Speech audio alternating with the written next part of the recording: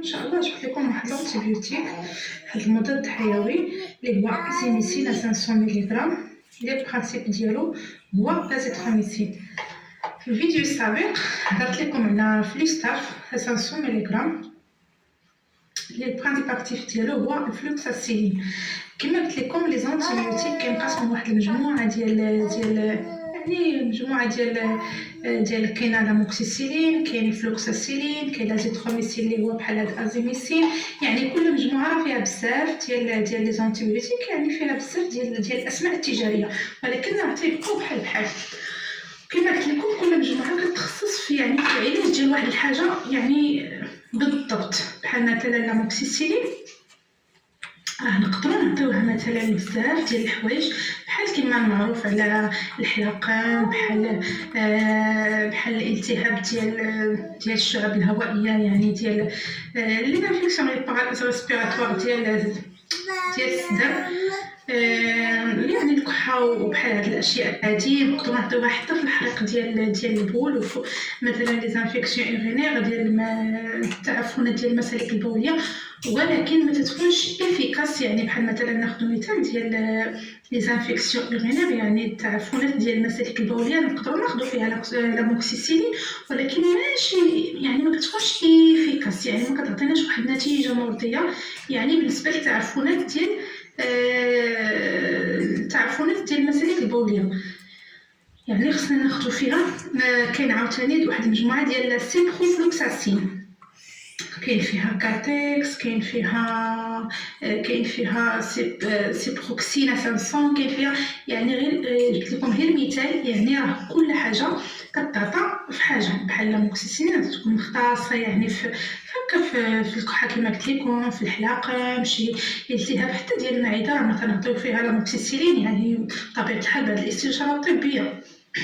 عاوتاني الفلوكساسيلين اللي هضرنا عليها في الفيديو السابق، اللي هي اللي فيها فلوستاف واستاف وهذا، يعني هادو كيتعطاو في لي زانفيكسيون، يعني شي حاجه مكيحه، يعني بحال حبوب مكيح، بحال شي واحد ضربته مثلا شي حديده مصديه، وهذا يعني يخاف دير ليه تعفن، او تضرب شي سكين او هذا، ولا دار شي غرازي، او دار شي فتيح. يعني هاد التعفنات هذه كلها تناخذ فيها الفلوكساسيلين. الفلوكساسيلين راه هاد برانسيب اكتيف، يعني اسم يعني الماده الاصليه ديال الدواء الفلوكساسيلين، ولكن راه الاسم التجاري كيختلف. يعني كاين استاف، كاين فلوستاف، كاين بينيستاف، كاين يعني بزاف ديال الاسماء التجاريه، ولكن البرانسيب اكتيف كيبقى هو يعني الاصلي فيهم، يعني هو الماده الاساسيه ديال الدواء. يعني كما قلت لكم كيتعطوا في هذا الخاص بهذه التعفنات ديال يعني ديال شي عمليه ديال شي حبوب مكياح كما قلت لكم. وبالنسبه لازيتروميسين هذه حتى هي كتكون يعني خاصه هذه في التعفنات اللي كتكون في الامراض اللي كتكون ذات الاصل الفيروسي، مثلا بحال الرواح، مثلا جاك الكحه او الرواح يعني الحاد اللي ما كيبغيش يبرد.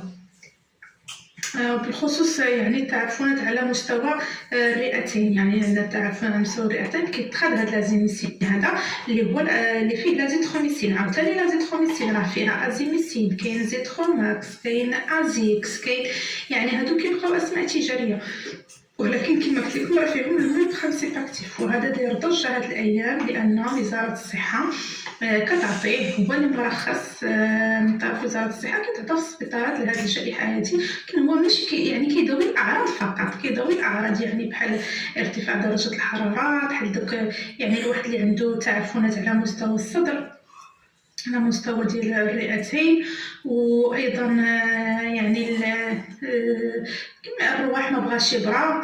بحال انا واحد المره مثلا كان فيا الرواح، ما عرفتش شنو هذاك الرواح، ماشي هذا العام يعني شحال هادي، كان فيا واحد الرواح ما بغاش يبرى ليا، تقريبا جلس فيا 15 يوم وكثر، يعني ما بغاش يبرى. استعملت كاع داكشي اللي كيتستعمل للرواح، يعني الباراسيتامول وما الباراسيتامول داكشي كاع دوك لي ساشي اللي كيتخادو للرواح، يعني هادو كلهم استعملتهم ما قداوش فيا نهائيا، يعني حتى استعملت هذا ماشي بالضروره هذا انا استعملت ازيكس، يعني راه لا ميم شوز كما قلت لكم. مهم فيه لازيتروميسين. انا ماشي كندير الاشاره بالدواء، يعني كلشي ادويه اللي غير واحد سميتو ملاحظه، يعني ماشي كندير الاشاره للادويه، غير الادويه اللي كتكون يعني في المتناول وكتكون افيكاس وكنكونوا مجربينها يعني وما عندهاش اعراض جانبيه بزاف، كندرجها في لي فيديو ديالي. اما انا ما كنديرش الاشاره حتى شي دواء، يعني بحال هاد الاسماء اللي كنعطيكم مثلا هذا لازيتروميسين، راه تقدروا تاخذوا ازيميسين، تقدروا تاخذوا ازيس، تقدروا تاخذوا يعني لا لازيتروماكس، يعني اللي بغيتو. انا ما كنفرضش على حتى شي واحد انه غير ندير له فيديو مثلا يمشي ياخذ بالضبط هذا اللي هضرت عليه. والادويه على العموم من الاحسن تكون واحد الاستشاره طبيه عاد بنادم ياخذها. قلت لكم فاش خديته الحمد لله يعني بريت. وهذا اللي كيتعطى هاد الايامات هو لا فيتامين سي للناس اللي عندهم الاعراض فقط، يعني يعالج الاعراض فقط كما قلت لكم، ارتفاع درجه الحراره. وايضا الناس اللي عندهم ديك الكحه والروح، يعني نزلات البرد الموسميه اللي كتكون دائما امتى كناخذوه؟ فاش كتكون عندنا كما قلت لكم يعني حاده. اما نزلات البرد العاديه راه كناخذوا غير الباراسيتامول، وكناخذوا يعني دوليبران بحال رينوميسين، بحال يعني هادشي اللي كيتخاف نورمالمون الرواح عادي. ولكن ملي كيكون واحد شويه يعني بحال نقولوا مبالغ فيه، يعني مكيبغيش يبغينا دغيا وهذا، والانسان حس براسو صافي غتبدا الكحه اللي قاصحه وهذا، يعني ياخذوا ما فيها باس. كيتخذ دواء راه فيه 3 الحبات، وطريقه الاستعمال ديالو مختلفه على لاموكسيسيلين وعلى دوك الاخرين، حيت هو كيتخذ هي وحده في النهار، واحد الحبه في النهار كافيه لمده 3 ايام. وملي كتولات استدعات الضروره راه تنديرو فيه حتى ل5 ايام، ولكن كما قلت لكم من الاحسن بعد الاستشاره الطبيه. اما هو 3 ايام اللي عنده غير اعراض خفيفه راه 3 ايام كافيه بزاف. قلت لكم دونك كاينه لازيتروميسين،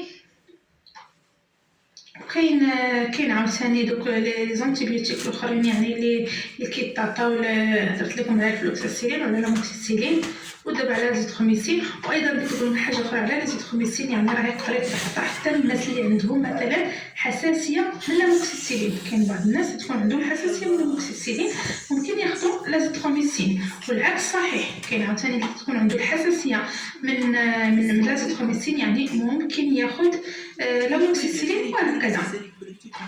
وبالنسبه للثمن ديالو راه ما غاليش بزاف، كيدير 66 درهم اللي كيدير. كيتخاذ مره واحده في النهار ورا الغدا مثلا، ناخذ مره واحده يا اما قبل او بعد. بالنسبه للناس اللي عندهم المعده ويعانيو من هذا ياخذوا مورا الغدا. من الاحسن قبل الاكل، لي زونتيبيوتيك من الاحسن ناخذهم قبل الاكل. وبالنسبه للناس يعني المراه الحامله 3 شهور الاولانيه ما تاخذوش، يعني من الاحسن دير استشاره طبيه. من بعد 3 شهور الاولانيه ممكن تاخذوا، ولكن كما قلت لكم دائما من الاحسن الاستشاره الطبيه. هذا هو الفيديو ديال اليوم، نتمنى الاعجاب ديالكم وان شاء الله.